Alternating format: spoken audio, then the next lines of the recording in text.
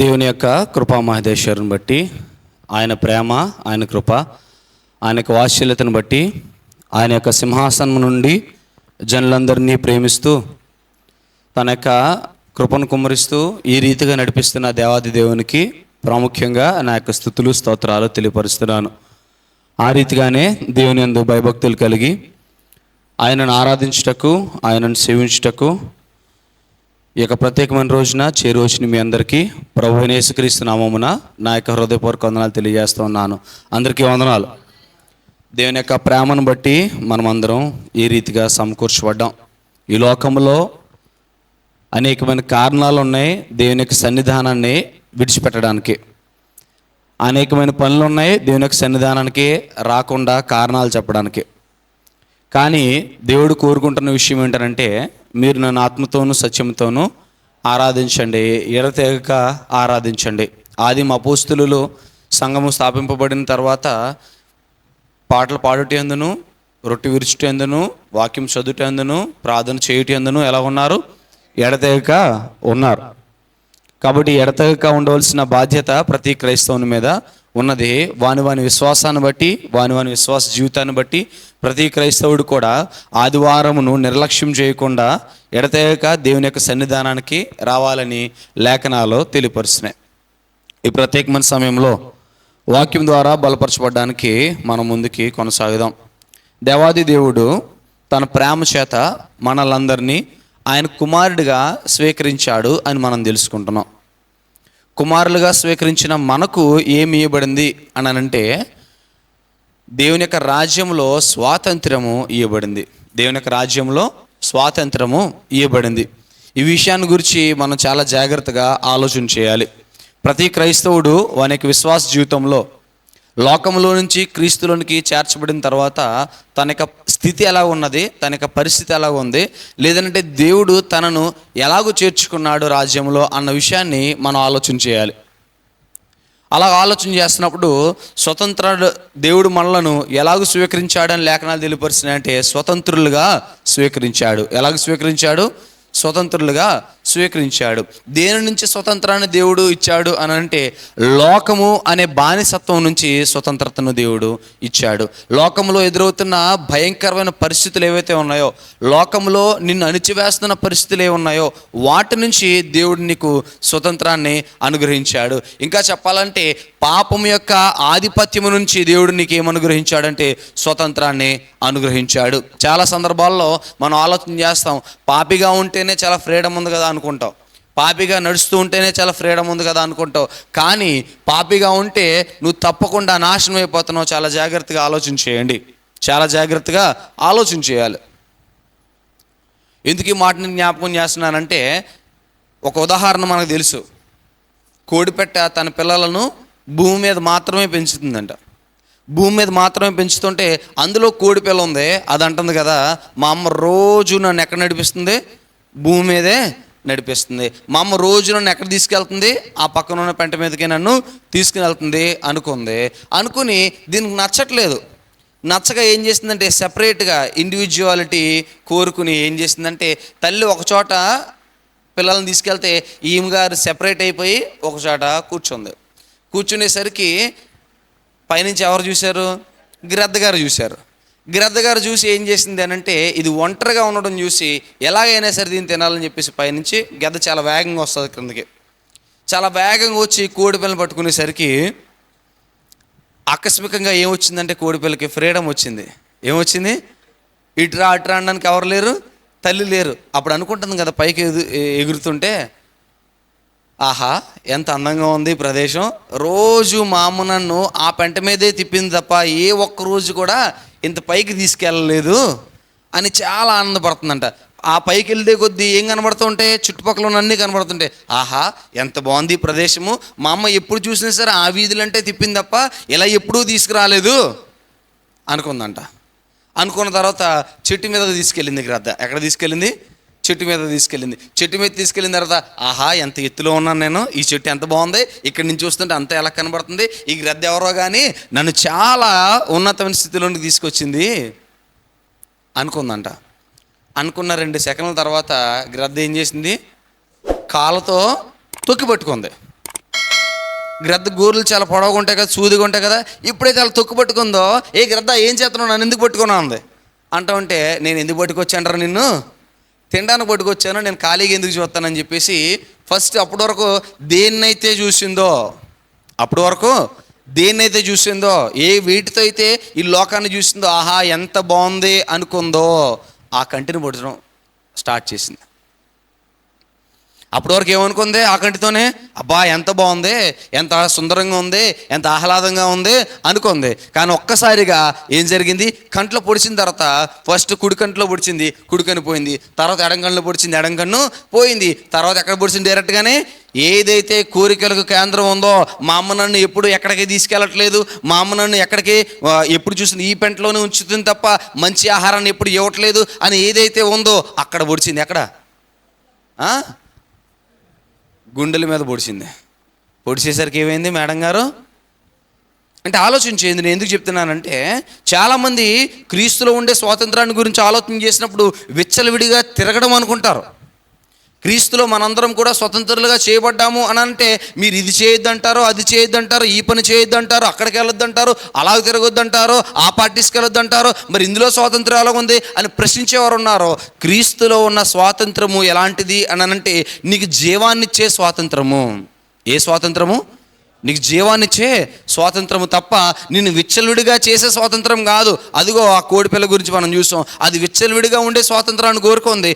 ఏమైంది, తాత్కాలికంగా క్షణమాత్రంగా ఎలా ఉందంటే, దాని యొక్క ఆహ్లాదము, దాని యొక్క ఆనందం ఉంది. కానీ ఒక్కసారిగా ఏమైంది దాని యొక్క ప్రాణం?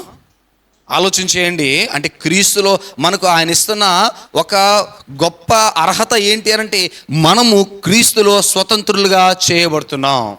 క్రీస్తులో మనం అందరూ ఎలా చేయబడుతున్నాం?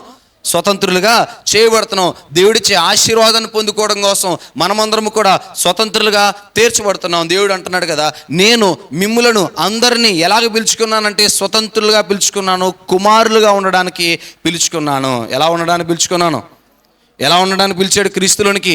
ఆలోచన చేయాలి. ఈ రోజున క్రైస్తవుడిగా జీవిస్తున్న ప్రతి ఒక్కడు కూడా ఈ విషయాన్ని గురించి తన జీవితంలో పరిశీలన చేసుకోవాలి, పరిశోధించుకోవాలి.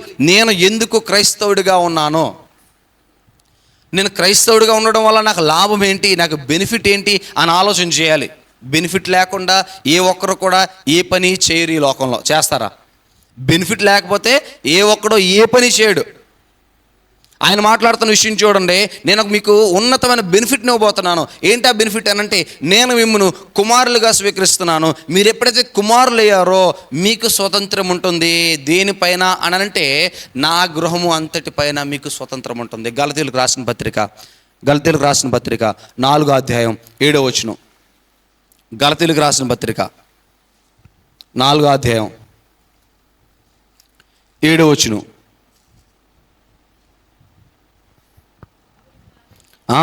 కాబట్టి నీవిక దాసుడవు కావు, కుమారుడు అయితే దేవుని ద్వారా వారసుడవు. ఎందుకు కుమారుడువై ఉంటున్నావు అని అంటే, పైన చెప్తున్నాడు 6వ వచనంలో, మరియు మీరు కుమారులై ఉన్నందున ఏమంటున్నాడు, నాయనా తండ్రి అని మొరపెట్టి తన కుమారుని ఆత్మను దేవుడు మన హృదయములలోనికి పంపెను. ఆలోచన చేయండి, ఎందుకు కుమారులమయ్యాము? ఆలోచన చేయండి.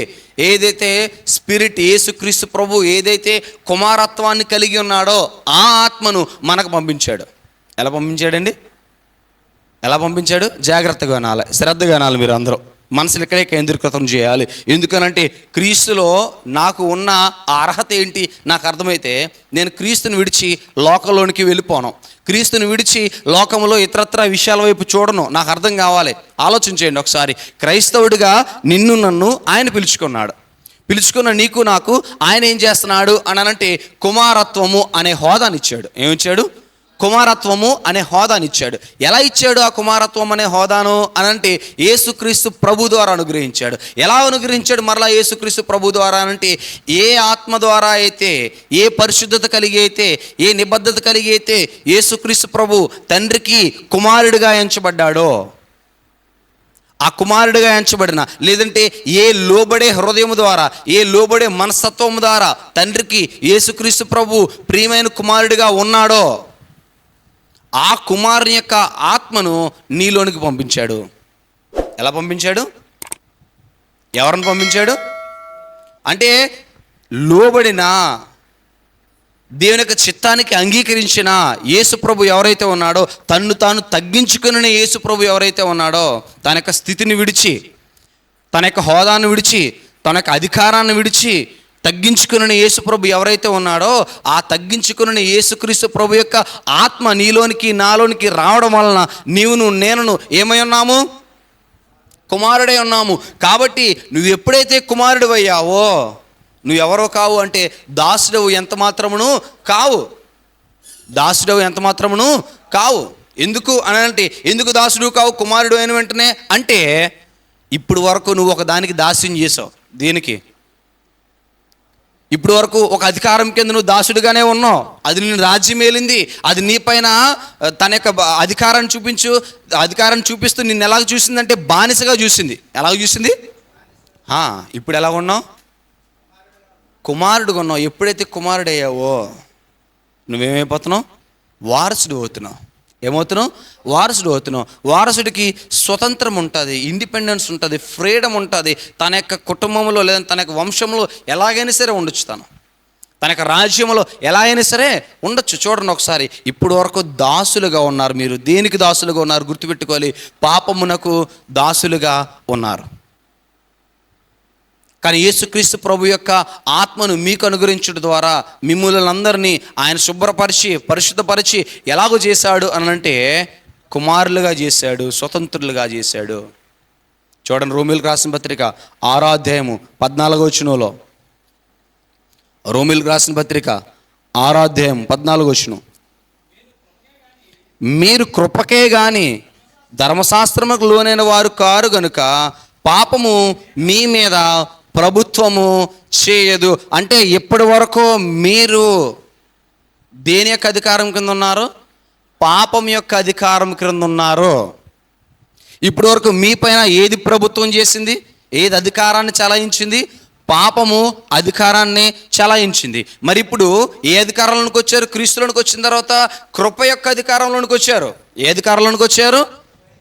గ్రేస్, కృప యొక్క అధికారంలోనికి వచ్చారు. కాబట్టి ఇక మీదట దేనిని మీ పైన అధికారం చేయనివ్వకండి, పాపమును అధికారమును చేయనివ్వకండి. అంటే దాన్ని బట్టి ఆలోచన చేస్తే, మనం ఇప్పటి వరకు క్రీస్తులోనికి రాకముందు, క్రీస్తులోనికి బాప్తిసం పొందక ముందు వరకు కూడా ఎంత హుందాతనమైన జీవితాన్ని జీవించినప్పటికీ కూడా మనమందరము కూడా దేనికి దాసులమై ఉన్నాము? పాపమునకు దాసులమై ఉన్నాము. ఆలోచన చేయండి ఒకసారి. పాపమునకు, లోకంలో పాపము ఉన్నది, లోకంలో పాపము లేదు అని అనడానికి సాధ్యపడదు. ఎవరు కూడా దాని గురించి ప్రయత్నం చేయకూడదు. లోకంలో పాపం లేదనడానికి.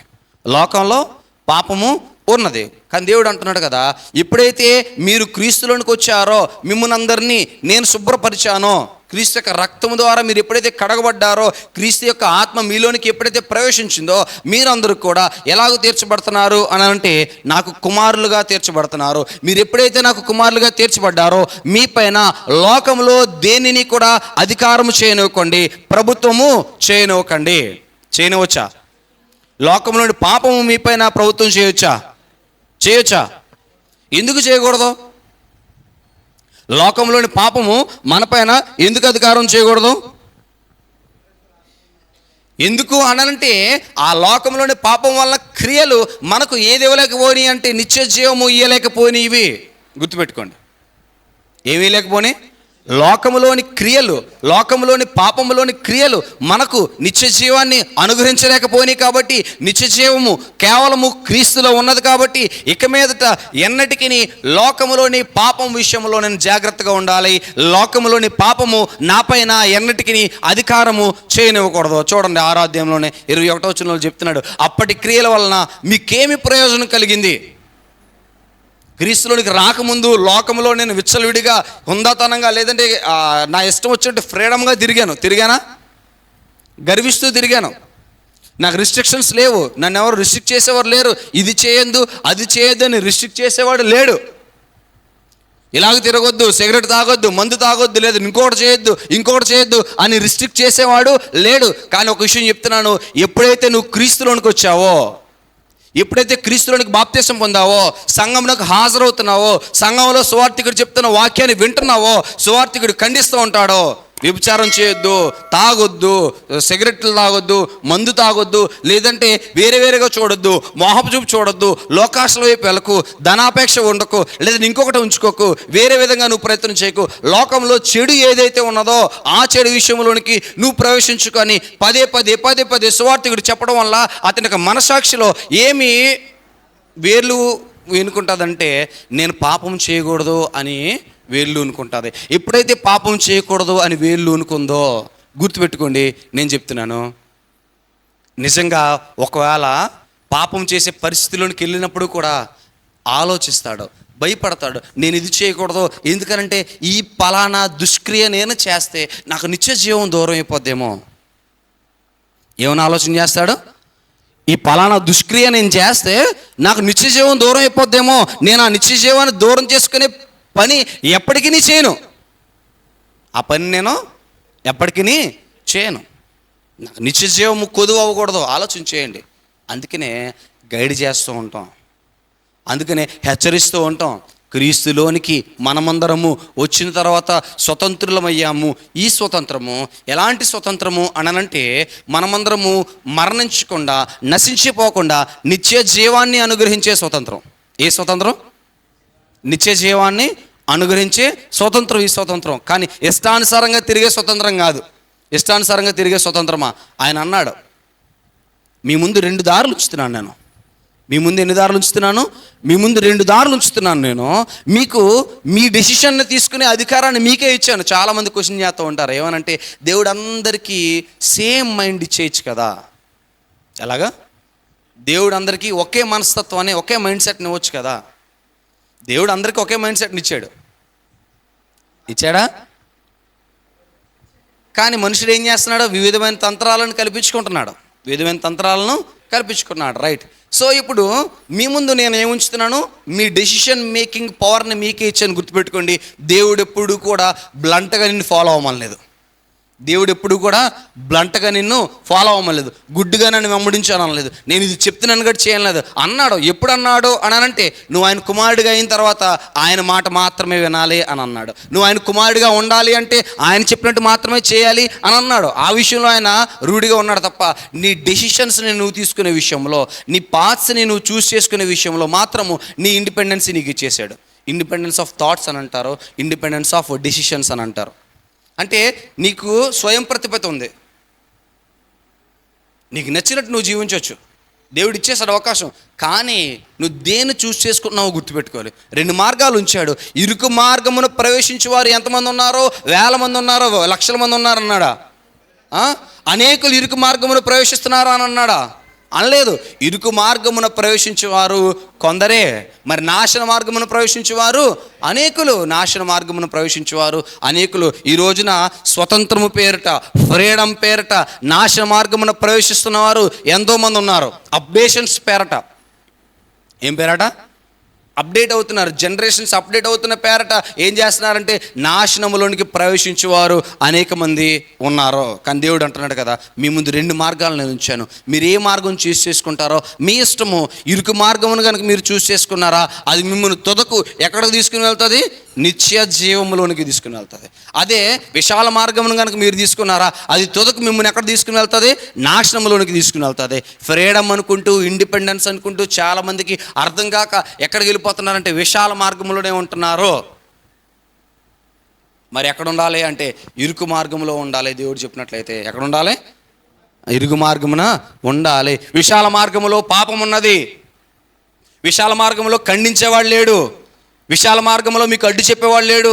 ఏలయనగా పాపం వలన వచ్చే జీతము మరణము. మీరు దేనికి దాసులైపోతున్నారు? విశాల మార్గంలో వెళ్తే పాపానికి దాసులైపోతున్నారు. పాపము మీపైన ప్రభుత్వం చేస్తుంది. పాపము మీపైన ప్రభుత్వం చేసినప్పుడు మీలో ఎటువంటి మార్పు కనబడదు.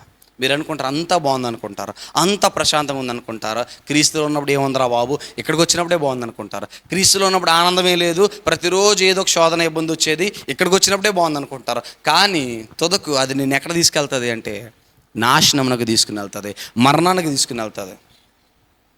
అదే క్రీస్తులో కొనసాగినట్లయితే, స్వతంత్రుడిగా నువ్వు జీవించినట్లయితే, ఆ ఇండిపెండెన్స్, ఆ ఫ్రీడమ్ నిన్ను ఎక్కడ తీసుకుని వెళ్తుంది? నిత్య జీవానికి తీసుకుని వెళ్తుంది. ఆలోచించేయండి. నిత్య జీవాన్ని నువ్వు స్వతంత్రించుకోవడానికి ఆత్మ నిన్ను ఫ్రీ చేసాడు. చూడు, రోమిలకు రాసిన పత్రిక 8వ అధ్యాయము 2వ వచనం. రోమిలకు రాసిన పత్రిక 8వ అధ్యాయము 2వ వచనం. క్రీస్తు యేసునందు జీవమునిచ్చు ఆత్మ యొక్క నియమము పాపమరణముల నియమము నుండి నన్ను విడిపించను. చాలా జాగ్రత్తగా గమనించండి. ఏం జరిగిందంట? జీవమిచ్చు ఆత్మ యొక్క నియమము ఎవరి యందు? గుర్తుపెట్టుకోండి, ఎవరి యందు? క్రీస్తు యేసునందు. గుర్తుపెట్టుకోండి. అంటే మనకొచ్చే స్వాతంత్రము, మనం విడిపింపబడుతున్న ఆ అవకాశము ఏదైతే ఉన్నదో అది ఎవరి వల్ల వచ్చింది? యేసుక్రీస్తు ప్రభు వల్ల వచ్చింది. ఎక్కడి నుండి విడిపింపబడుతున్నాము అంటే మరణం నుండి విడిపింపబడుతున్నాం. ఎక్కడి నుండి విడిపింపబడుతున్నాం? ఈ విషయాన్ని మనం చాలా జాగ్రత్తగా గమనించాలి. ఒకవేళ మనం గనక క్రీస్తు యొక్క నియమంలో లేకపోయినట్లయితే మనమందరము కూడా ఏం చేయబడవలసిన వారం అంటే మరణం పొందవలసిన వారం. ఏం పొందవలసిన వారం? మరణం పొందవలసిన వారం. కానీ క్రీస్తు యేసు యొక్క నియమం వలన మనమందరం కూడా పాప సంబంధమైన నియమంలో నుంచి, సాతాను సంబంధమైన నియమంలో నుంచి, లోక సంబంధమైన నియమంలో నుంచి, మరణ సంబంధమైన నియమంలో నుంచి ఏం చేయబడుతున్నామంటే తప్పింపబడుతున్నాము, విడిపింపబడుతున్నాము. ఆ మార్గంలో మనం ప్రవేశించకుండా నిజంగా చెప్తున్నాను, హృదయపూర్వకంగా మారు మనసు పొందిన క్రైస్తవుడు ఎవడైనా ఉంటే వాడు పాపం చేయాలన్నప్పుడు చాలాసార్లు ఆలోచిస్తాడు. వాడి యొక్క మనస్సాక్షి వాడిని గద్దిస్తుంది. నువ్వు పాపం చేస్తున్నావు, నువ్వు క్రీస్తుకు వ్యతిరేకంగా పాపం చేస్తున్నావు, నీలో క్రీస్తు ప్రభు యొక్క ఆత్మ ఉన్నది, ఆ ఆత్మకు వ్యతిరేకంగా పాపం చేస్తున్నావు, నువ్వు ఆత్మకు వ్యతిరేకంగా పాపం చేస్తే కుమారత్వాన్ని కోల్పోతావని మనస్సాక్షి పదే గద్దిస్తూ ఉంటుంది. ఆ గద్దింపునకు అతడు భయపడి ఏం చేస్తాడంటే పాపంలో ప్రవేశించకుండా తను తాను రక్షించుకుంటాడు, వెనక్కి వస్తాడు. అదే నిజంగా ఈ రకమైన గద్దింపు కనుక మనస్సాక్షి ఇవ్వకపోతే, ఈరోజు నేను చూస్తున్నాం లోకంలో చాలా భయంకరమైన పరిస్థితులు. మనస్సాక్షి యొక్క గద్దింపు కోల్పోయింది లోకం. వారిలో ఉన్న మనస్సాక్షి చచ్చిపోవడం వల్ల లోకము చాలా భయంకరంగా తయారైంది, చాలా గంభీరంగా తయారైంది, లేదంటే చాలా దారుణంగా తయారైంది అనమాట. చాలా ఘోరంగా తయారైంది. ఏం చేస్తుంది? ఇష్టానుసారమైన క్రియలు చేస్తుంది, వాడికి నచ్చిన క్రియలు చేసుకుంటుంది. భయానకమైన పరిస్థితులు చూస్తున్నాం లోకంలో. మనస్సాక్షి గద్దిస్తుంది. క్రైస్తవుడినైతే మనస్సాక్షి గద్దిస్తుంది. వారిలో మనస్సాక్షి గద్దింపు లేదు. మనస్సాక్షి వారిని గద్దించట్లేదు. నీ సహోదరుడిని కొట్టకరా అని చెప్పట్లేదు, నీ సహోదరుడి మీద కర్రెత్తకరా అని చెప్పట్లేదు. చెప్తుందా? క్రూరత్వం పెరిగిపోయింది, దౌర్జన్యం పెరిగిపోయింది. ఆలోచన ఎవరిలో ఉంది? నిజంగా క్రైస్తవుడైతే ఒక మాట మాట్లాడే ముందు 2 నిమిషాలు ఆలోచించి మాట్లాడతాడు. నిజంగా మాట్లాడే ముందు, నిజంగా దూషించే ముందో, నిజంగా గొడవపడే ముందో నిజమైన క్రైస్తవుడైతే నేను చెప్తున్నాను, ఆగి ఆలోచించి మాట్లాడతాడు. ఈ మాట అవసరమా నేను మాట్లాడడం? ఈ సందర్భంలో ఆ ప్రోగ్రాంలో, లేదంటే ఆ పరిస్థితుల్లో, ఆ సందర్భము, లేదంటే ఆ అంశములు నేను మాట్లాడడం అవసరమా? ఆ అంశం మాట్లాడుతున్నప్పుడు నేను కోపం తెచ్చుకోవడం అవసరమా? నిమ్మలం కలిగి మాట్లాడాలి. కోపపడు కానీ పాపము చేయకుడి. ఆయన తెలుసు మనం మానవులం కాబట్టి కోపడతాం, మానవ సహజం కోపడడం. అందుకే కోపడండి, కానీ ఏం చేయొద్దు? పాపం చేయకండి. మీ కోపము సూర్యాస్తమయం వరకు ఉండనివ్వకండి. నిజంగా నేను చెప్తాను, దమ్మున్న మగాడు అంటారు కదా, దమ్మున్న క్రైస్తవుడు ఇది చేసి చూడాలి. ఏది చేసి చూడాలి? సాయంత్రం లోపు ఏది పోవాలి? కోపం పోవాలి. నీకు శత్రువే ఉండకూడదు. రూలుగా చెప్పాలంటే నీకు శత్రువే ఉండకూడదు. అలాగని నేను ద్వేషించేవారు చాలామంది ఉంటారు, వాళ్ళు ఉండకూడదని కాదు. యేసుప్రభునే వేల మంది ద్వేషించారు, లక్షల మంది ద్వేషించారు. తన సొంత జనాంగం ద్వేషించింది యేసుప్రభుని. అది కాదు విషయం. నీకు తెలిసి నీ స్వయంగా నువ్వు ఎవరితో శత్రుత్వం పెట్టుకోకూడదు. ఆలోచించేయండి. క్రీస్తులోనికి మనం ప్రవేశించిన తర్వాత ఆయన ఇచ్చే స్వాతంత్రము, నిత్య జీవాన్ని స్వతంత్రించుకోవడానికి ఇచ్చే స్వాతంత్రము, చాలా ఫ్రీనెస్ వచ్చింది మనకి. మనందరము ఫ్రీ చేయబడ్డాం అనమాట. మనందరం ఏం చేయబడ్డాం? విడిపింపబడ్డాం. పాప సంబంధమైన నియమముల నుంచి విడిపింపబడ్డాం. ఏ సంబంధమైన నియమాల కొరకు? క్రీస్తు సంబంధమైన నియమముల కొరకు, నియమముల నిమిత్తము విడిపింపబడ్డాం. కొరింథీయులకు రాసిన 2వ పత్రిక 3వ అధ్యాయము 17వ వచనంలో, కొరింథీయులకు రాసిన 2వ పత్రిక 3వ అధ్యాయం 17వ వచనం. ప్రభువే ఆత్మ, ప్రభు యొక్క ఆత్మ ఎక్కడ ఉండునో అక్కడ స్వాతంత్రము ఉండును. ఏమంటున్నాడండి? ప్రభు ఏమై ఉన్నాడు? ప్రభు ఏమై ఉన్నాడు? ఆత్మే ఉన్నాడు. ప్రభు యొక్క ఆత్మ ఎక్కడైతే ఉండునో అంటే మనం మొట్టమొదటిగా చదువుకున్న లేఖన భాగాలను ఆలోచన చేసినప్పుడు క్రీస్తు యొక్క ఆత్మ ఎవరందరిలోనికి ప్రవేశించింది? మనందరిలోనికి ప్రవేశించింది. కాబట్టి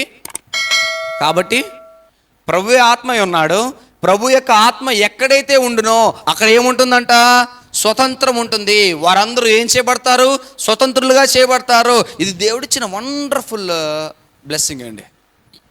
దేవుడిచ్చిన వండర్ఫుల్ బ్లెస్సింగ్ ఏంటంటే క్రీస్తు యొక్క ఆత్మ మనకు అనుగ్రహింపబడటం వలన మనమందరము స్వతంత్రులుగా చేయబడటము. ఏ విషయాలలో స్వతంత్రులుగా చేయబడుతున్నామంటే పాప నియమాల నుంచి స్వతంత్రులుగా చేయబడుతున్నాము, బానిసత్వం నుంచి స్వతంత్రులుగా చేయబడుతున్నాము. నేను మరలా చెప్తున్నాను, పాపము మీలో ప్రవేశింపనీయకుడి. క్రీస్తులోనికి వచ్చిన తర్వాత గుర్తుపెట్టుకోవాలి, మరలా నాలో ఏం రాకూడదు? పాపము రాకూడదు. రోజు వాట్సాప్ స్టేటస్లు పెడతారు, రోజు వాట్సాప్ స్టేటస్లు పెడతారు. ఎక్కడ మార్పు ఉండదంటే బ్రతుకులో మార్పు ఉండదు, క్రియలలో మార్పు ఉండదు. ఏం కోసం అంటే భక్తి అంటే ఏమనుకుంటున్నారంటే వాట్సాప్ స్టేటస్ అనుకుంటున్నారు. భక్తి 200 మంది చూశారు, 300 మంది చూశారు, 400 మంది చూశారు. ఎంతమంది చూశారు అన్నది కాదు, నీ బ్రతుకు ఎలాగుంది మొట్టమొదటిగా. నీ బ్రతుకు ఎలాగుంది మొట్టమొదటిగా ఆలోచించేయండి. క్రీస్తులోనికి స్వతంత్రుడిగా చేయబడిన నీ బ్రతుకు నిజముగా స్వతంత్రుడైన క్రీస్తును ప్రకటించేదిగా ఉన్నదా? నిన్ను స్వతంత్రునిగా చేసిన క్రీస్తును బయలుపరిచేదిగా ఉందా? బాహాటంగా లోకంలో అనేక మందికి గంభీరంగా ప్రకటించేదిగా ఉందా నీ బ్రతుకు, నీ విశ్వాసము, నీ జీవితము? వాట్సాప్ స్టేటస్లలో కాదు విశ్వాసము, క్రియలలో విశ్వాసం ఉండాలి. ఈ వాట్సాప్ స్టేటస్ల క్రియల వలన నీకేం కలుగుతుంది?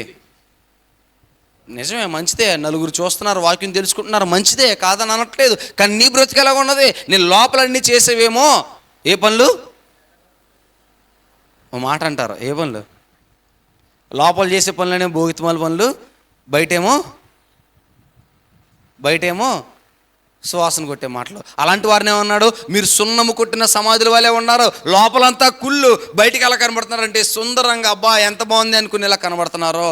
మీరందరూ సున్నం కొట్టిన సమాధులు అంటున్నాడు. వాట్సాప్ స్టేటస్ పెడితే గొప్ప కాదు, మరి ఏది చేస్తే గొప్ప? క్రియలు కనుపరిస్తే గొప్ప, జీవితాన్ని కనుపరిస్తే గొప్ప.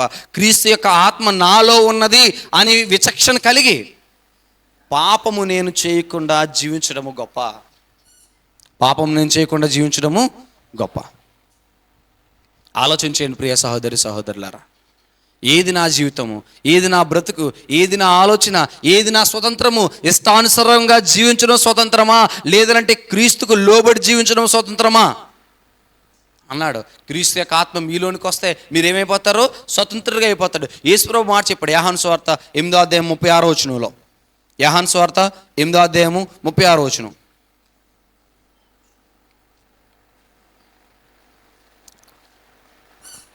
34 నుంచి చూడండి. యోహాను సువార్త 8వ అధ్యాయం 34వ వచనం. అందుకు యేసు, పాపము చేయ ప్రతివాడును పాపమునకు దాసుడని మీతో నిశ్చయముగా చెప్పుచున్నాను. మీరు అనుకుంటారు for the last time, for the first time, లేదంటే ఫర్ వన్ టైం అని అంటారు. ఒక్కసారే, ఈ ఒక్కసారికే అని ప్రారంభించిన ప్రతిదీ గుర్తుపెట్టుకోండి, నిన్ను దానికి ఎడిక్ట్ అయిపోయేలాగా, దానికి బానిస అయిపోయేలాగా చేస్తుంది. చేస్తుందా చేయట్లేదా? కాలేజ్ డేస్లో యాటిట్యూడ్ కోసం తాగుతాడు సిగరెట్. గుర్తుపెట్టుకోండి, ఎవరినైనా అడగండి, యంగ్స్టర్స్ ఎవడైనా సరే సిగరెట్ తాగుతున్నాడంటే అడగండి. ఫస్ట్ యాటిట్యూడ్ కోసం ప్రారంభిస్తాడు సిగరెట్ తాగడం. యాటిట్యూడ్ కోసం సిగరెట్ తాగడం ప్రారంభించి బానిస అయిపోతాడు. రోజుకి 4-5 పెట్టెలు కాల్చేయాలి, 4-5 పెట్టెలు కాల్చేయాలి. సిగరెట్ తాగపోతే కానీ ఏమవుదాడికి? పొద్దున్నే మోషన్ అవదండి, నిజం. సిగరెట్ తాగకపోతే పొద్దున్నే మోషన్ అవ్వదు, సిగరెట్ తాగకపోతే అన్నం తినలేరు, సిగరెట్ తాగకపోతే డైజెషన్ అవ్వదు. ఎంత భయంకరమైన పరిస్థితులకు వెళ్ళిపోయాడు. ఎక్కడ ప్రారంభించాడు?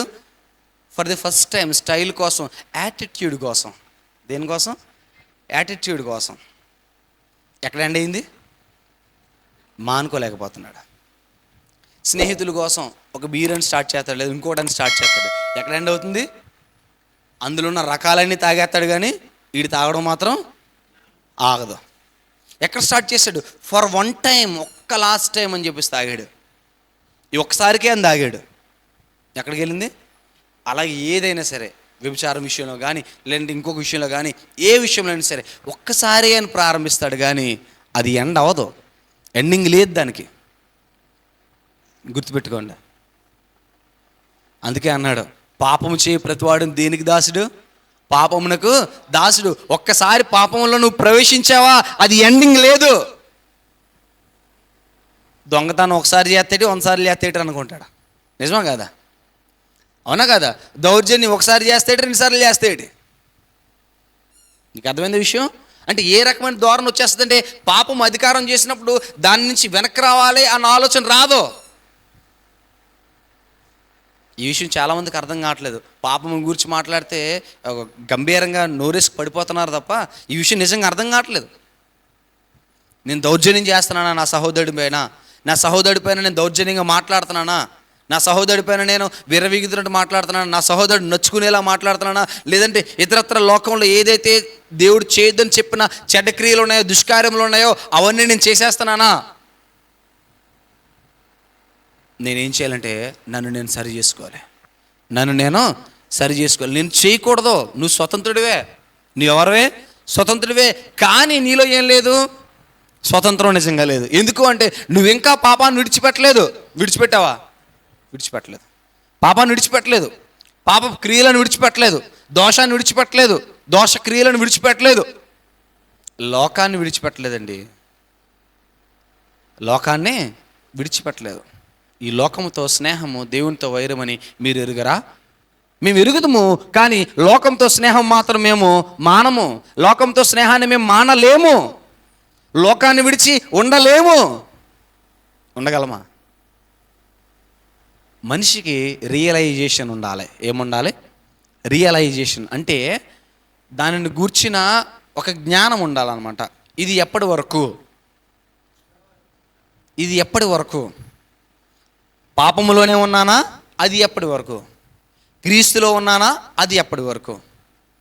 క్రీస్తులో ఉంటే నేను రిస్ట్రిక్షన్స్ రా బాబు, నేను పాపంలోనే ఉంటాను అనుకున్నావా? అది కూడా ఎంతవరకు? అదే క్రీస్తులో ఉంటే ఎంతవరకు? గుర్తుపెట్టుకోండి, ఏదైనా సరే ఇన్ ద ఎండ్ ఒకటి వస్తుంది. ఏంటి వస్తుంది? మరణం. ఆ మరణించిన తర్వాత దెర్ ఈస్ లైఫ్ అని బైబిల్ చెప్తుంది. క్రీస్తు ఏం చెప్తున్నాడు? మీరు మరణించండి. మీరు మరణించిన తర్వాత కూడా మీకేమి ఇవ్వబోతున్నాను? నేను జీవాన్ని ఇవ్వబోతున్నాను. ఉంది, ఎటర్నల్ లైఫ్ ఉంది. You have to believe that. మీరు విశ్వసించండి దాన్ని. మీకు ఒక ఎటర్నల్ లైఫ్ ఉంది. లేదు అని మాత్రం మీరు అపోహ పడకండి. నేను వచ్చింది అందుకే. నేను ఎందుకు వచ్చాను? అందుకే వచ్చాను.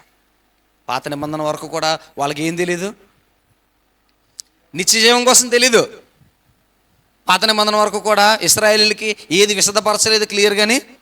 నిత్య జీవాన్ని గురించిన విషయము, సంకల్పం విశదపరచబడలేదు. కానీ ఎవరు విశదపరిచారంటే యేసుక్రీస్తు ప్రభువు విశదపరిచారు. వాళ్ళు బ్లెస్డా? మనం బ్లెస్డా? మనమే ఎక్కువ బ్లెస్డ్ అండి. మనమే ఎక్కువ ఆశీర్వదింపబడిన వారము. ఆలోచించండి ప్రియ సహోదరి సహోదరులారా. యేసు ప్రభువు అన్నాడు కదా, మీరు పాపం చేసినడలా మీరు పాపానికి దాసులు అవుతారు. ఒకవేళ కుమారుడు కనుక మిమ్మల్ని విడిపిస్తే మీరందరూ ఏమవుతున్నారు? స్వతంత్రులు అవుతున్నారు. చదవండి ఆ విషయాన్ని. దాసుడు ఎల్లప్పుడూ ఇంటిలో నివాసం చేయడు, కుమారుడు ఎల్లప్పుడూ నివాసం చేయను.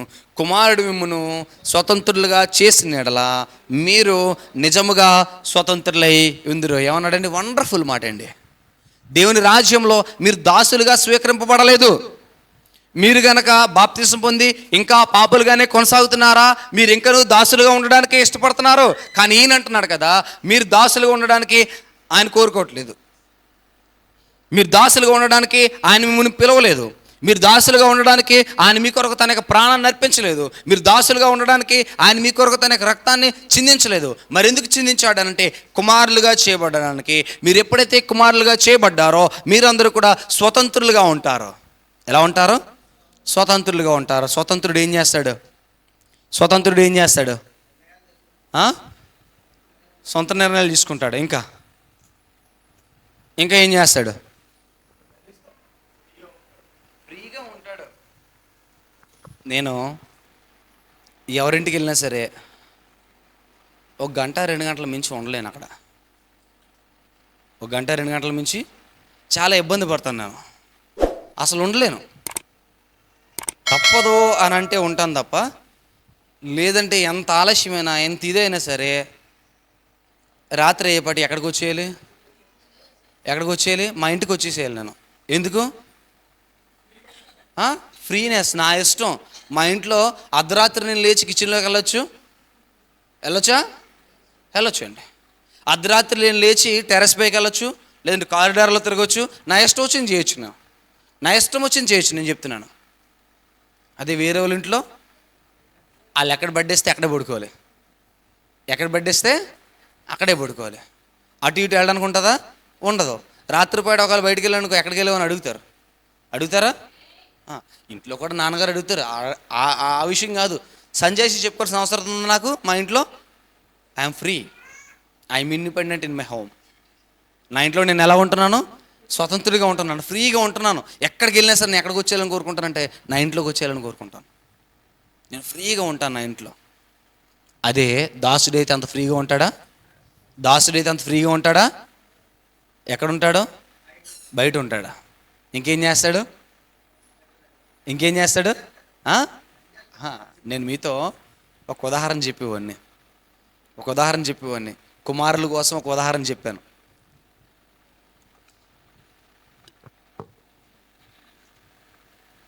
ఏంటా ఉదాహరణ? ఒకరోజు ఒక యజమానుడు తన తండ్రి చనిపోయినందుకు ఎవరైనా లేనోడికి ఆహారం పెట్టాలి అనుకున్నాడు. అతడు క్రైస్తవుడు. లేనోడికి ఆహారం పెట్టాలనుకుని ఆ రోజు తన తండ్రికి ఇష్టమైన అన్ని ఆహారాలను, బాగా ధనం కలిగినాడు, తన తండ్రికి ఇష్టమైన అన్ని ఆహారాలను సమృద్ధిగా రెడీ చేయించేశాడు. క్వాలిటీ ఫుడ్ రెడీ చేయించి 11 గంటల నుంచి ఎదురు చూస్తున్నాడు.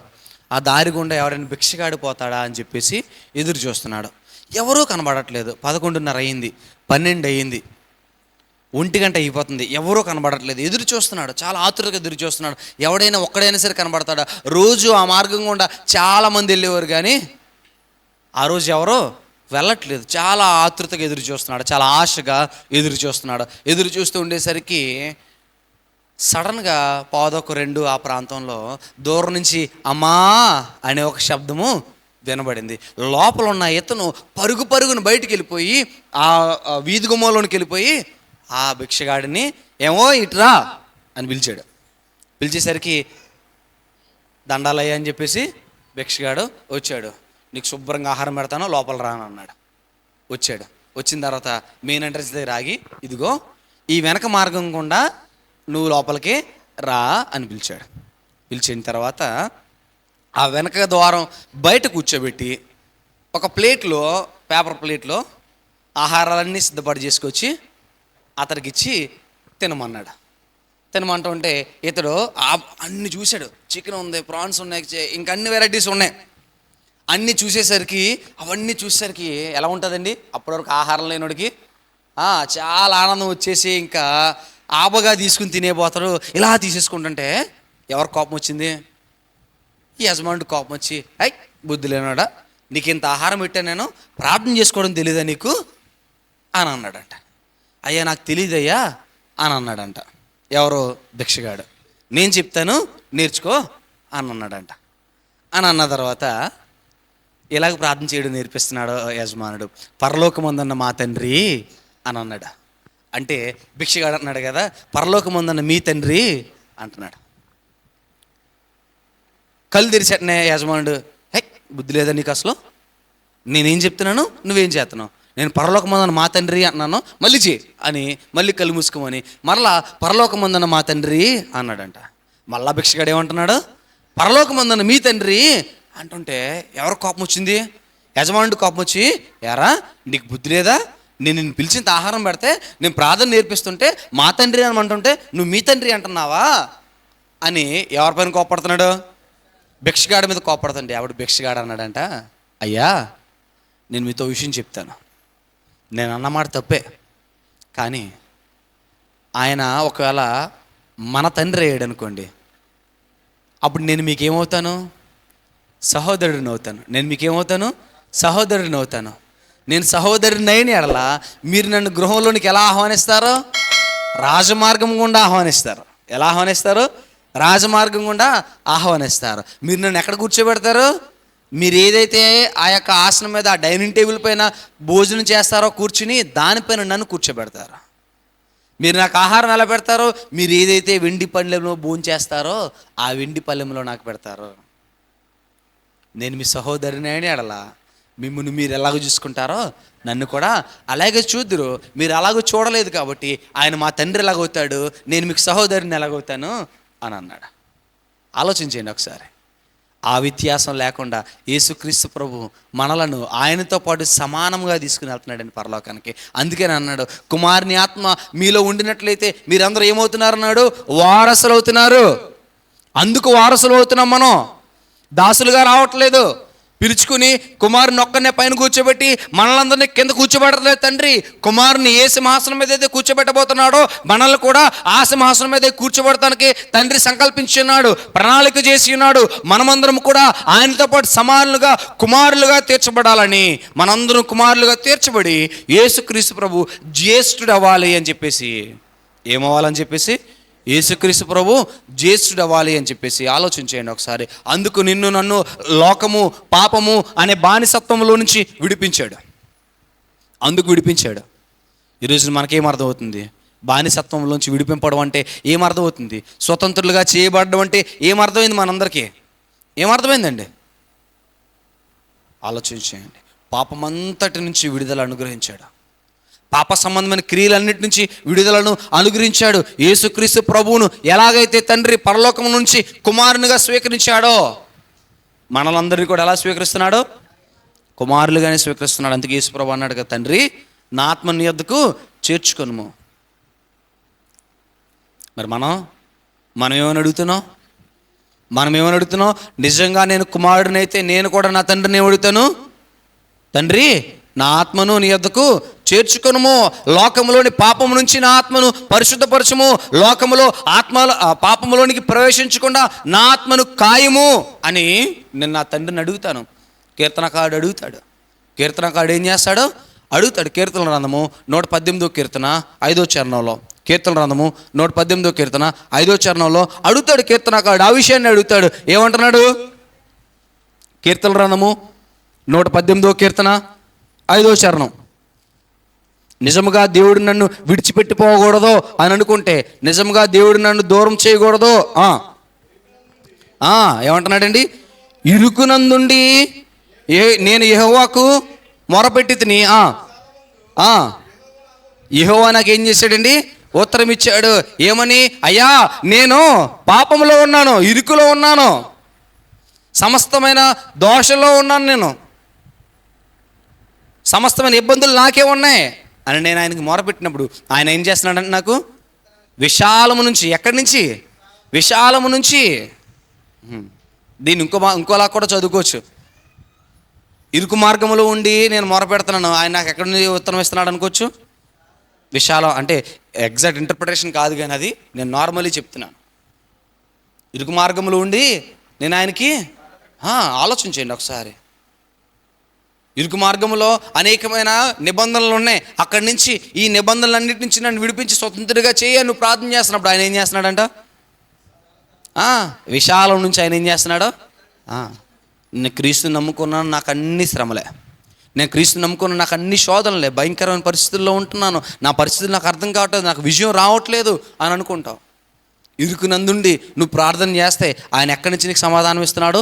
విశాలము నుండి సమాధానం ఇచ్చి నిన్ను విశాలపరుస్తున్నాడు, నిన్ను విశాలపరుస్తున్నాడు. ఆలోచించండి ప్రియ సహోదరి సహోదరులారా,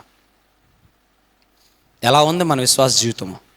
నిజంగా నేను స్వతంత్రుడిగా చేయబడ్డానా, చేయబడలేదా? నిజంగా నేను స్వతంత్రుడిగా చేయబడ్డానా, చేయబడలేదా? నిజముగా క్రీస్తు యొక్క స్వాతంత్ర్యం నాలో ఉన్నదా, లేదా? నిజముగా క్రీస్తు యొక్క స్వాతంత్రము నాలో ఉన్నదా, లేదా? నిజంగా క్రీస్తు యొక్క స్వాతంత్రం నాలో ఉంటే ఇక మీదటి ఎన్నటికీ నేను దాసుడు వలె ప్రవర్తించను, పాపానికి లోబడిన వాడి వల్ల నేను ప్రవర్తించను. మరి ఎలాగ ప్రవర్తిస్తాను అనంటే, స్వతంత్రుడు ఎలాగ ప్రవర్తిస్తాడో, కుమారుడు ఎలాగ ప్రవర్తిస్తాడో నేను కూడా అలాగునని ప్రవర్తిస్తాను తప్ప లోక సంబంధమైన జీవితంలో బానిసగా ఉంటూ లోకానికి నేను బానిసనైపోతూ లోక సంబంధమైన సంఖ్యల నుంచి విడిపింపబడలేక క్రీస్తులోనికి రాలేక అక్కడే కొట్టుమిట్లాడుతూ నలిగిపోయేవాడిలాగా నేను ఉండను. మరి నేను ఎలా ఉంటానంటే, స్వతంత్రుడు ఎలాగో జీవిస్తాడో అలాగూ నేను జీవిస్తాను. స్వతంత్రుడు ఎలాగో జీవిస్తాడో నేను ఒక మాట చెప్తాను.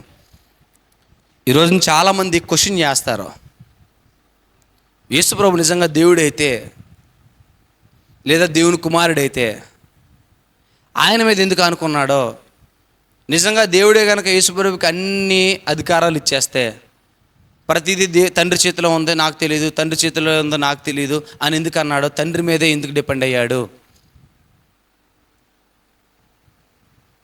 అని క్వశ్చన్ చేస్తారు. నేను ఒక ఆన్సర్ చెప్తాను.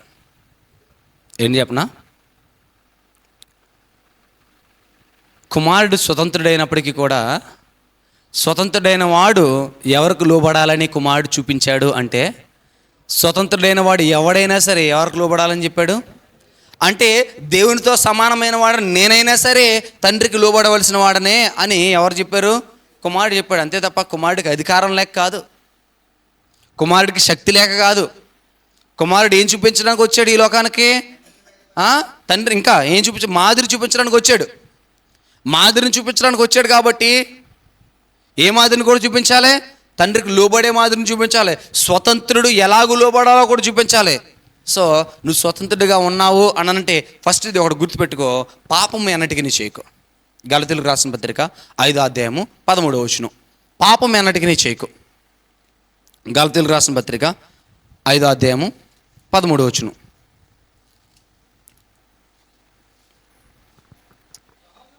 సహోదరులారా, మీరు స్వతంత్రులుగా ఉండుటకు పిలువబడితిరి. అయితే ఒక మాట, ఆ స్వాతంత్రమును శారీరక క్రియలకు హేతువు చేసుకొనక ప్రేమ కలిగిన వారై ఒకరికొకడు ఎలా ఉండండి? దాసులై ఉండండి.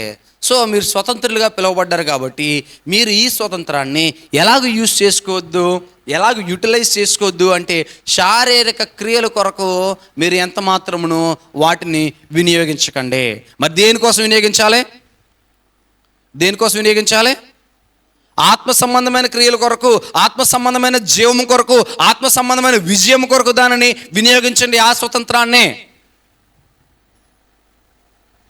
అన్నాడా లేదండి? అన్నాడా లేదా?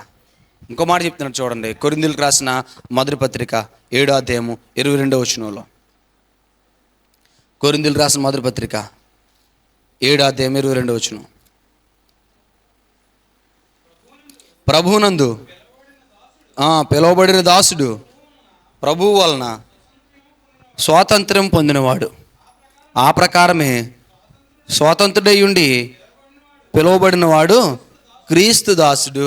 ఏమంటున్నాడు ఇక్కడ? క్రీస్తు దాసుడు అంటే దాని ఉద్దేశము క్రీస్తు యొక్క ఆజ్ఞలకు లోబడవలసిన వాడు అని అర్థం. క్రీస్తు చూపించిన మార్గమునకు లోబడవలసిన వాడు అని అర్థము. క్రీస్తు చూపించిన ప్రేమకు లోబడవలసిన వాడు అని అర్థము. స్వతంత్రుడు అంటే ఇష్టానుసారంగా చేసేవాడు కాదు స్వతంత్రం. ఇష్టానుసారంగా చేసేవాడు కాదు స్వతంత్రుడు అంటే. దేవుని చిత్తానికి లోబడి చేసేవాడు స్వతంత్రుడు. దేవుని చిత్తానికి లోబడి చేసేవాడు స్వతంత్రుడు. యేసుప్రభుని అన్ని శ్రమలు పెడుతున్నప్పుడు, అన్ని ఇబ్బందులు పెడుతున్నప్పుడు, కొరడాలతో కొడుతున్నప్పుడు యేసుప్రభు నోరు తెరిచి ఒక మాట చెప్పించలేడా? చెప్పించగలడా? చెప్పించలేడా? చెప్పించగలడు. కానీ యేసుప్రభు చెప్పించాడా? యేసుప్రభు చెప్పిస్తే తండ్రి ఏమన్నా కాదంటాడా? కాదండు. కానీ అక్కడ ఏది నెరవేరదో? చిత్తము నెరవేరబడదు. సర్వమానవాళి పాపం విషయమై నిర్దోషమైన గొర్రెపిల్ల యొక్క రక్తము చిందింపబడాలి. రక్తం చిందింపబడాలంటే ఆయన కొరడాలతో కొట్టబడాలి. కొరడాలతో కొట్టబడితే తప్ప రక్తము చిందింపబడదు. శరీరంలో ఏ ఒక్క పార్ట్, ఏ ఒక్క ప్రదేశం కూడా ఖాళీ లేకుండా కొరడాలతో చీల్చివేయబడితే తప్ప రక్తము బయటకు రాదు.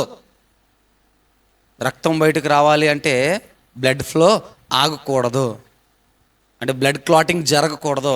బ్లడ్ క్లాటింగ్ జరగకూడదు అంటే ఆయన విరివిగా కొట్టబడుతూనే ఉండాలి. అందుకనే కొట్టబడ్డాడు ఆయన. రక్తం మొత్తం చిందింపబడాలి. దాన్ని బట్టి మనం ఏం అర్థం చేసుకోవాలి? తండ్రి చిత్తాన్ని నెరవేర్చడం కొరకు నేనేం చేయకూడదు? నా సొంత డెసిషన్స్ తీసుకోకూడదు.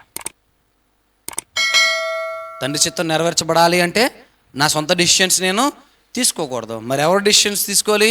నా తండ్రి యొక్క డెసిషన్స్ నేను తీసుకోవాలి. సో నువ్వు ఎప్పుడైతే స్వతంత్రుడయ్యావో నువ్వు ఎవరికి దాసుడవు? క్రీస్తుకు దాసుడు. గుర్తుపెట్టుకో, నువ్వు స్వతంత్రుడివే కానీ క్రీస్తుకు దాసుడవు. ఏ విషయంలో క్రీస్తుకు దాసుడవు అంటే క్రీస్తును అనుసరించి నడుచుకోవడంలో క్రీస్తుకు దాసుడవు. క్రీస్తుని మించిన జీవితం నీది కాదు, గుర్తుపెట్టుకో.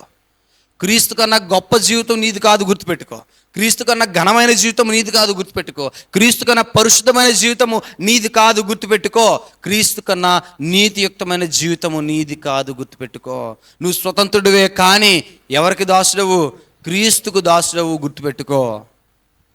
నేను స్వతంత్రుడను కాబట్టి నా ఇష్టం వచ్చింది చేస్తాను అనడానికి నీకు అధికారం లేదు, గుర్తుపెట్టుకో. ఆయన మాట్లాడుతున్నాడు. నువ్వు స్వతంత్రుడివే కానీ ఎవరికి దాసుడు? క్రీస్తుకు దాసుడు, అంతే. ఇంకా వేరే ఏది చేయడానికి అవకాశము లేదు. ఇంకేదేదైనా చేయడానికి అవకాశం ఉందా? లేదు. అంటే ఆలోచన చేయండి, స్వతంత్రములో దాస్యత్వం ఇది. ఏంటండి? స్వతంత్రములో దాస్యత్వము అంటే రాజ్యంలో నీకు నచ్చినట్లుగా తిరగడానికి చేసే దాస్యత్వము. దేవుని యొక్క రాజ్యంలో నీకు నచ్చిన చోట కూర్చుని ఉండడానికి నువ్వు చేసే దాస్యత్వము. దేవుని యొక్క సన్నిధానంలో నీకు నచ్చినట్లుగా నువ్వు చేయడానికి చేసే దాస్యత్వము. దేవుని యొక్క చిత్తాన్ని నువ్వు నెరవేర్చడానికి చేసే దాస్యత్వము, ఈ దాస్యత్వం. అర్థమైందా? నువ్వు ఎప్పుడైతే క్రీస్తునందు స్వతంత్రుడయ్యావో నువ్వు క్రీస్తుకు దాసుడు అని గుర్తుపెట్టుకో. నువ్వు అలా గుర్తుపెట్టుకుంటే నువ్వు ఎవరిపైన డిపెండ్ అవుతావు? దేవుని పైన, తండ్రి పైన డిపెండ్ అవుతావు. క్రీస్తు అలాగే డిపెండ్ అయ్యాడు. మీరు గుర్తుపెట్టుకోండి, యేసుక్రీస్తు ప్రభు కుమారుడై ఉండి కూడా ఏం చేశాడంట? యేసుక్రీస్తు ప్రభు కుమారుడై ఉండి కూడా ఏం చేశాడు? దాసుడిగా ఉన్నాడు. వండర్ఫుల్ సార్, వందనాలు. ఎలా ఉన్నాడండి? కుమారుడిగా ఉండి కూడా ఎలా ఉన్నాడు?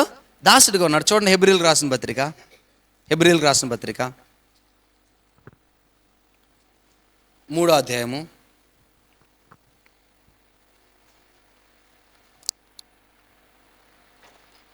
3వ వచనం నుంచి చదవండి. ఇది ఎప్పుడు కూడా గృహప్రవేశాల సందర్భంలో చదివిస్తూ ఉంటాం, అలాగే క్రీస్తుని గురించి చెప్తూ ఉంటాం. చదవండి. ప్రతి ఇల్లును ఎవడైనా ఒకని చేత కట్టబడును, సమస్తమును కట్టినవాడు దేవుడే. ఇంటికంటే దానిని కట్టినవాడు ఎక్కువ ఘనత పొందినట్టు ఈయన మోషే కంటే ఎక్కువ మహిమకు అర్హుడిగా ఎంచబడెను. ముందు చెప్పబో సంగతులను సాక్షార్థముగా మోషే పరిచారకుడై ఉండి దేవుని ఇల్లంతటిలో నమ్మకముగా ఉండెను. అయితే క్రీస్తు కుమారుడై ఉండి ఆయన ఇంటి మీద నమ్మకముగా ఉన్నాడు. చాలండి. ఏమంటున్నాడండి? మోషే దాసుడిగా ఉండి ఎలా ఉన్నాడో దేవుని ఇంటి పైన అంతటి మీద నమ్మకముగా ఉన్నాడు. మరి క్రీస్తు ఎలా ఉన్నాడు? కుమారుడై ఉండి కూడా ఎలా ఉన్నాడంటే దాసుడిగా ఉన్నాడు, నమ్మకముగా ఉన్నాడు. సో మనం కుమారులమైతే మనం ఎలా ఉండాలి? ఇప్పుడు దాసులుగా ఉండాలి, నమ్మకముగా ఉండాలి, తండ్రికి నమ్మకముగా ఉండాలి, దేవుని రాజ్యములకు నమ్మకముగా ఉండాలి. వీడిని ఎందుకు కుమారుడిగా స్వీకరించాను అని తండ్రి నొచ్చుకోకుండా ఉండాలి. ఎలా ఉండాలి? వీడిని ఎందుకు కుమారుడిగా స్వీకరించాను అని తండ్రి నొచ్చుకోకూడదు, బాధపడకూడదు. అనవసరంగా వీడికి నా రక్తాన్ని ఇచ్చి నేను కడిగాను అని కుమారుడు యేసుక్రీస్తు ప్రభు ఏం చేయకూడదు? బాధపడకూడదు. ఆలోచించండి ప్రియ సహోదరి సహోదరులారా. అంటే మన జీవితంలో మన క్రీస్తులోనికి వచ్చిన తర్వాత స్వతంత్రులుగా చేయబడుతున్నాము. అయినప్పటికీ కూడా క్రీస్తునందు దాసులమై ఉంటూ క్రీస్తు చెప్తున్న మార్గములో ఆయనను అనుసరించి ఆయనకు లోబడి నడుచుకునే వారుగా ఉండాలని లేఖనాలు తెలియపరుస్తున్నాయి. నేను తెలియపరుస్తున్నానా? లేఖనాలు తెలియపరుస్తున్నాయి. కాబట్టి మనం ఏం చేయాలండి? మనం ఏం చేయాలి? ఆయనకు లోబడే వారంగా ఉండాలి, ఆయన చిత్తానికి లోబడే వారంగా ఉండాలి, ఆయన అధికారానికి ఒప్పుకునే వారంగా ఉండాలి. ఎవరి అధికారానికి ఒప్పుకోవాలి? మనందరం మరలా చెప్పండి మీరందరూ. ఎవరి అధికారానికి ఒప్పుకోవాలి? క్రీస్తు ప్రభు యొక్క అధికారానికి ఒప్పుకోవాలి. ఏం చేయాలండి? క్రీస్తు యొక్క అధికారానికి ఒప్పుకోవాలి. అందుకనే మీ హృదయములలో క్రీస్తును ప్రభువుగా ప్రతిష్ఠించుడి. ఎలాగూ ప్రతిష్ఠించాలి? ప్రభువుగా ప్రతిష్ఠించాలి. అలా గనక మనము ప్రతిష్ఠించిన ఎడల ఆయన అధికారానికి తప్ప ఇంక దేనికి మనం లోబడం. పేతురు రాసిన మొదటి పత్రిక 2వ అధ్యాయం 16వ వచనంలో,